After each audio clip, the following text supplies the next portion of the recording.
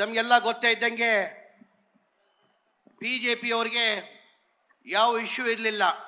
ಈ ಒಂದು ವರ್ಷ 2 ತಿಂಗಳಲ್ಲಿ ಸಿದ್ದರಾಮಯ್ಯ ಅವರು ಕೊಟ್ಟಿದ್ದು ಒಳ್ಳೆ ಸರ್ಕಾರ ಅವರು ಸಹಿಸಕ್ಕೆ ಸಾಧ್ಯ ಆಗ್ತಾ ಇಲ್ಲ. ತಮಗೆಲ್ಲ ಗೊತ್ತೇ ಇದ್ದಂಗೆ ಬಿಜೆಪಿ ಅವರು ನಮ್ಮ ಸಿದ್ದರಾಮಯ್ಯ ಅವರು 1 ವರ್ಷ 2 ತಿಂಗಳಲ್ಲಿ ಕೊಟ್ಟಿರೋದು ಸರ್ಕಾರ ಅವರು ಸಹಿಸಕ್ಕೆ ಸಾಧ್ಯ ಆಗ್ತಾ ಇಲ್ಲ. ಆ ಕಾರಣಕ್ಕೆ ಈಗ ಮೂಡ ಇಶ್ಯೂನ ತಗೊಂಡಿದೆ. ಮೂಡ ಬಗ್ಗೆ ನಾನು ಹೆಚ್ಚಾಗಿ ಏನು ಹೇಳಲ್ಲ. ತಮಗೆಲ್ಲ ಗೊತ್ತಿರೋದೇ ವಿಚಾರ. ಮೂಡ ಸೈಡ್ ಹೆಂಗೆ ಬಂತು, ಯಾರಿಂದ ಬಂತು, ಹೆಂಗೆ ಬಂತಂತ. 1935 ದೇವರಾಜ್ ಅವ್ರ ತಂದೆಯವರು ಆ್ಯಕ್ಷನಲ್ಲಿ ಆ ಸೈಡನ್ನು ಕೊಂಡ್ಕೊಳ್ತಾರೆ. ₹1 ಆ್ಯಕ್ಷನ್ ತೊಗೊಳ್ತಾರೆ. ಅದಾದಮೇಲೆ ಅವ್ರು 3 ಜನ ಮಕ್ಕಳು ಇರ್ತಾರೆ. ದೇವರಾಜ್ ಅಂತ ಮಗನಿಗೆ ಈ ಭಾಗ ಬರ್ತದೆ. 3 ಎಕರೆ 16 ಗುಂಟೆ ದೇವರಾಜ್ ಅವ್ರ ಮಗನಿಗೆ ಆ ಭಾಗ ಬರ್ತದೆ. ಆ ಬಂದಾದಮೇಲೆ 2010 ಮಲ್ಲಿಕಾರ್ಜುನ ಸಿದ್ದರಾಮಯ್ಯ ಅವರು ಬಾಮಯ್ಯದವ್ರನ್ನ 2010 ಮಲ್ಲಿಕಾರ್ಜುನ ಕೊಡ್ತಾರೆ. ಮಲ್ಲಿಕಾರ್ಜುನ ಕೊಟ್ಟಾದ್ಮೇಲೆ ಅವರು 2010 ಅವ್ರ ಅಕ್ಕನ್ನ ಗಿಫ್ಟ್ ಮಾಡ್ತಾರೆ. ಅಕ್ಕನ ಗಿಫ್ಟ್ ಮಾಡಿದಾದ್ಮೇಲೆ ಹಂಗೆ 2021 ಅವ್ರಿಗೆ ಅಕ್ವೈರು ಮಾಡ್ಕೊಳ್ಳಲ್ಲ. ಈ ಜಗನ ಮೂಡಿ ಅವರು ಲೇಔಟ್ ಮಾಡಿ ಈ ಜಗನ ಬೇರೆಯವ್ರಿಗೆ ಹಂಚಿಬಿಡ್ತಾರೆ. ಆಮೇಲೆ 2021 ಮನೆ ಸಿದ್ದರಾಮಯ್ಯ ಅವರು ಮುಖ್ಯಮಂತ್ರಿ ಇರಲ್ಲ, ಕಾಂಗ್ರೆಸ್ ಸರ್ಕಾರ ಇರಲ್ಲ. ಕಾಂಗ್ರೆಸ್ ಅವ್ರು BJP ಸರ್ಕಾರದಲ್ಲೇ 14 ಸೈಡ್ನ ಇದು ಇವ್ರಿಗೆ ಅನ್ಯಾಯ ಆಗಿದೆ ಅಂತ 14 ಸೈಡ್ನ ಕೊಡ್ತಾರೆ. ಬರೀ ಇವ್ರಿಗೆ ಮಾತ್ರ 14 ಸೈಡ್ ಇಲ್ಲ, ಟೋಟಲ್ 125 ಸೈಡ್ ಕೊಡ್ತಾರೆ. ಅದರಲ್ಲಿ 14 ಸೈಡ್ ಮನೆ ಸಿದ್ದರಾಮಯ್ಯ ಅವ್ರು ಕೊಡ್ತಾರೆ. ಇದು ತಾವೆಲ್ಲ ದಯಮಾಡಿ ಅರ್ಥ ಮಾಡ್ಕೊಳ್ಬೇಕಾಗ್ತದೆ. ತಮಗೆಲ್ಲ ಗೊತ್ತೇ ಇದ್ದಂಗೆ ಇಷ್ಟೆಲ್ಲ ಹೇಳ್ತಾರಲ್ಲ BJP ಅವರು. ನಾಳೆ JDS ಅವರು BJP ಅವರು ಬಂದಾದ್ಮೇಲೆ ತಮ್ಮ ಪ್ರಶ್ನೆನ ಒಂದು ಕೇಳಬೇಕಾಗ್ತದೆ. ನಾವು ಚುನಾವಣೆ ಟೈಮಲ್ಲಿ 5 ಗ್ಯಾರಂಟಿಯನ್ನು ನಾವು ಘೋಷಣೆ ಮಾಡಿದ್ವಿ. 5 ಗ್ಯಾರಂಟಿ ಘೋಷಣೆ ಮಾಡಿದಾದ್ಮೇಲೆ ಜನ ನಂಬಿಟ್ಟು 136 ಸೀಟ್ ನಮ್ಮನ್ನ ಗೆಲ್ಸ್ಕೊಟ್ಟು ನಾವು ಸರ್ಕಾರ ರಚನೆ ಮಾಡಿದ್ವಿ. ಸರ್ಕಾರ ಬಂದಿದ್ದು 1 ತಿಂಗಳಲ್ಲಿ ಈ 5 ಗ್ಯಾರಂಟಿಯನ್ನು ನಾವು ರಚನೆ ಮಾಡಿದ್ವಿ. ಇದೇ ವಿರೋಧ ಪಕ್ಷದವ್ರು ಏನಂದ್ರು, ಇದು ಗ್ಯಾರಂಟಿಗಳು ಲಾಗು ಮಾಡೋಕ್ಕೆ ಸಾಧ್ಯ ಆಗಲ್ಲ, ಬರೀ ಚುನಾವಣೆ ಇವ್ರು ಭಾಷಣ ಮಾಡಿದ್ದಾರೆ ಅಂತ ಹೇಳ್ಬಿಟ್ಟು ವಿರೋಧ ಪಕ್ಷದವ್ರು ಹೇಳ್ತಾ ಇದ್ರು. ನಮ್ಮ ಸರ್ಕಾರ ಬಂದು 1 ತಿಂಗಳಲ್ಲಿ 5 ಗ್ಯಾರಂಟಿಯನ್ನು ಜಾರಿ ಮಾಡಿದ್ವಿ. ಅದಾದಮೇಲೆ ಯಾವತ್ತೂ ನಾವು 6ನೇ ಗ್ಯಾರಂಟಿ ಅಂತ ಒಂದು ಹೇಳಿರಲಿಲ್ಲ. 6ನೇ ಗ್ಯಾರಂಟಿ ಯಾವುದಪ್ಪ ಅಂದರೆ, ಹಿಂದಿನ ಸರ್ಕಾರದಲ್ಲಿ ಸಿದ್ದರಾಮಯ್ಯ ಅವರು ಮುಖ್ಯಮಂತ್ರಿ ಇರುವಾಗ 2014, 15, 16, 17, 18 ಸ್ಲಮ್ ಬೋರ್ಡ್ಗೆ ಮತ್ತು ರಾಜೀವ್ ಗಾಂಧಿ ಸ್ಕೀಮ್ಗೆ 2,30,000 ಮನೆಗಳು ಸ್ಯಾಂಕ್ಷನ್ ಮಾಡಿದ್ದು ಹಿಂದಿನ ಸರ್ಕಾರದಲ್ಲಿ ಸಿದ್ದರಾಮಯ್ಯ ಅವರು ಮುಖ್ಯಮಂತ್ರಿ ಇರುವಾಗ ಸ್ಯಾಂಕ್ಷನ್ ಮಾಡಿದ್ದು. ಅದಾದಮೇಲೆ ಸಮ್ಮಿಶ್ರ ಸರ್ಕಾರ ಬಂತು, BJP ಸರ್ಕಾರ ಬಂತು.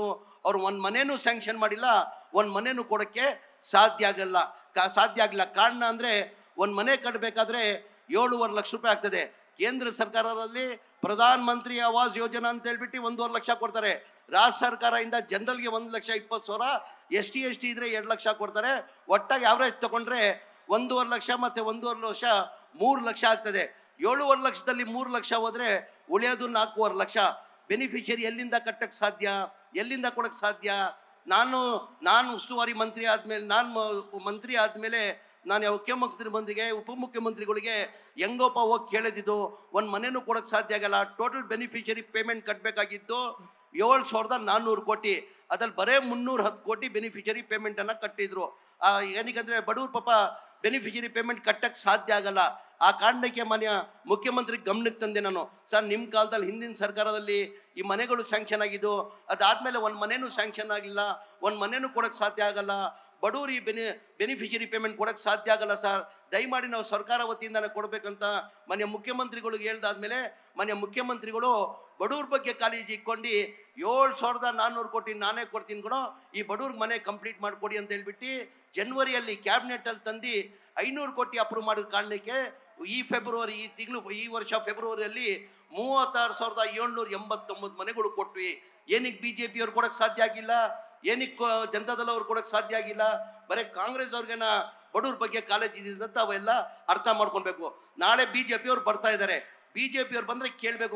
ಕುಮಾರಸ್ವಾಮಿ ಅವರು ಜನತಾದಳ ಅವರು ಜೊತೆಯಲ್ಲಿ ಬರ್ತಾ ಇದ್ದಾರೆ.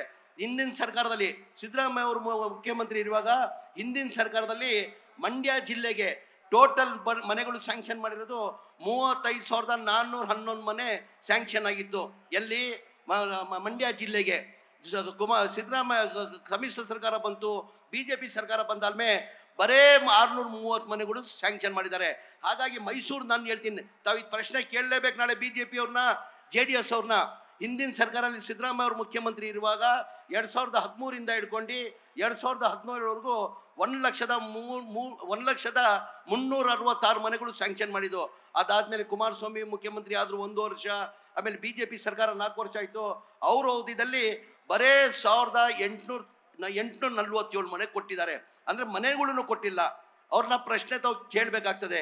ದಯಮಾಡಿ ಇದೆಲ್ಲ ಅರ್ಥ ಮಾಡ್ಕೊಂಡು ಬೇರೆ ಬೇರೆ ಸಚಿವರು ಮಾತಾಡಬೇಕಾಗ್ತದೆ, ಮಂತ್ರಿಗಳನ್ನು ಮಾತಾಡ್ಬೇಕಾಗ್ತದೆ. ನಾನು ಹೆಚ್ಚಾಗಿ ಮಾತಾಡೋದು ತಮಗೆಲ್ಲ ದಯಮಾಡಿ ಅವ್ರು ಬಂದರೆ ಯಾವ ಕಾರಣಕ್ಕೆ ತಾವು ಪಾದಯಾತ್ರೆ ಮಾಡ್ತಿದ್ರಿ ಅಂತ ಕೇಳಬೇಕಂತ ಹೇಳ್ಬಿಟ್ಟು ನನಗೆ ಮಾತಾಡೋಕೆ ಅವಕಾಶ ಕೊಟ್ಟಿದ್ದು ನಾನು ಮಾತು ಮುಗಿಸ್ತೀನಿ.